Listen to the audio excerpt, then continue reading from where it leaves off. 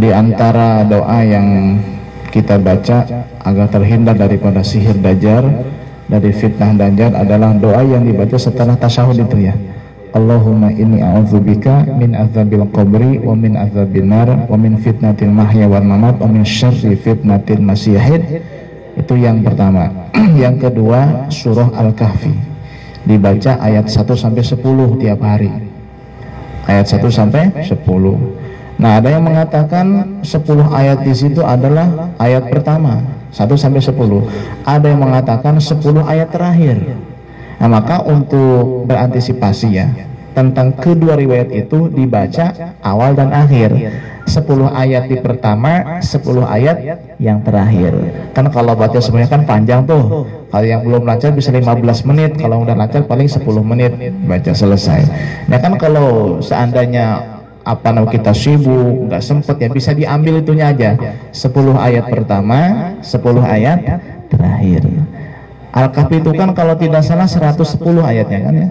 Jadi yang terakhir berarti ayat 111, 101 sampai 110. Yang pertama ayat 1 sampai 10 itu dibaca tiap hari. Insya Allah aman dari fitnah Dajjal. Dan Nabi sudah ngasih tahu ciri-cirinya. Dajjal itu apa? Rambutnya itu keriting. Ya. A'waru ainil yumna, mata kanannya itu pecak. Ya.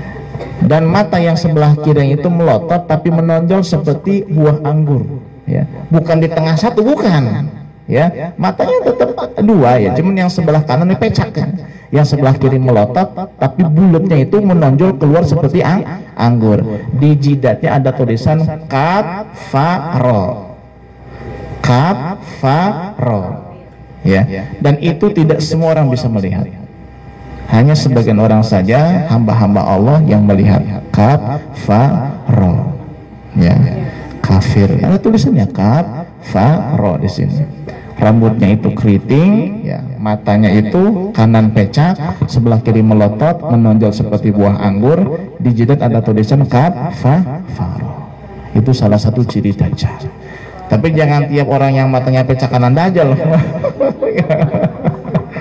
Enggak ya. Ya, nah ini hilaf juga. Ada yang mengatakan Dajjal itu adalah Musa As-Samiri. Jadi nama Musa itu kan ada dua. Musa bin Imran itu nabi, ada Musa As-Samiri. Nah ini yang mengatakan Dajjal itu adalah Musa As-Samiri. Ya, kalau Musa bin Imran itu nabi, dibesarkan di istana Fir'aun. Yang ngebesarinnya keluarga Fir'aun tapi jadi nabi. Musa As-Samiri itu yang ngebesarin malaikat Jibril. Jibril yang ngebesarin tapi jadi Dajjal. Wah, ini salah satu hikmah kehidupan. Kadang-kadang ada orang yang dibesarkan di tengah lingkungan orang yang tidak beriman tapi dia bisa jadi ulama. Ada orang yang dibesarkan di tengah lingkungan orang yang beriman tapi malah kafir. Nauzubillah min dzalik. Nah, jadi urusan hidayah itu milik Allah Subhanahu wa taala. Ada yang mengatakan Dajjal itu adalah Ibnu Sayyad, anak seorang Yahudi ketika zaman Nabi Shallallahu Alaihi Wasallam. Ibnu Sayyad. Khilaf para ulama ya, wallahu alam siapa sebenarnya Dajjal itu, dan memang sudah ada dan masih terkurung di sebuah pulau ya, di rantai ya. Ada salah satu sahabat Nabi yang pernah bertemu dengan Dajjal, namanya sahabat Tamim Ad-Dari. Tamim Ad-Dari ya sebelum masuk Islam dia senang berlayar. Di tengah pelayarannya kapal yang dia tunggangi hancur, terhembus badai, terkena badai. Dia selamat ya, bergelantungan berpegang kepada bongkahan kayu kapal itu dan terdapat dalam sebuah pulau. Di pulau itu dia melihat sosok makhluk yang seram, hitam, berbulu di rantai. Ya, kemudian makhluk itu berkata, "Kamu dari mana?" "Saya dari Mekah, dari Arab." "Apakah kau mendengar tentang Muhammad bin Abdullah?" Kata dia, "Aku mendengar di sana ada seorang laki-laki namanya Muhammad mengaku nabi." Nah, makhluk yang di rantai ini senang, telah tiba waktuku keluar. Kemudian dia pergi lagi ke Mekah ya, ke Arab. Dia pun beriman kepada Nabi Tamim Ad-Dari dan dia sampaikan kepada Nabi kejadian itu, dan Nabi suruh Tamim Ad-Dari ceramah di hadapan para sahabat menceritakan tentang kejadian yang sudah dia lihat di pulau tersebut. Nah, itu ada yang mengatakan adalah Dajjal. Nah, Ya, katakan Dajjal sudah tiba saatku keluar. Nah, Allahu a'lam. Ada lagi. Nah, kalau nanti keluar Dajjal, ya mudah-mudahan kita nggak ngalamin lah ya, mudah-mudahan. Tapi jangan dikira orang yang sudah mati pun banyak yang dikumpulkan dengan Dajjal nanti. Dia nggak ngalamin Dajjal, tapi nanti kumpulin sama Dajjal.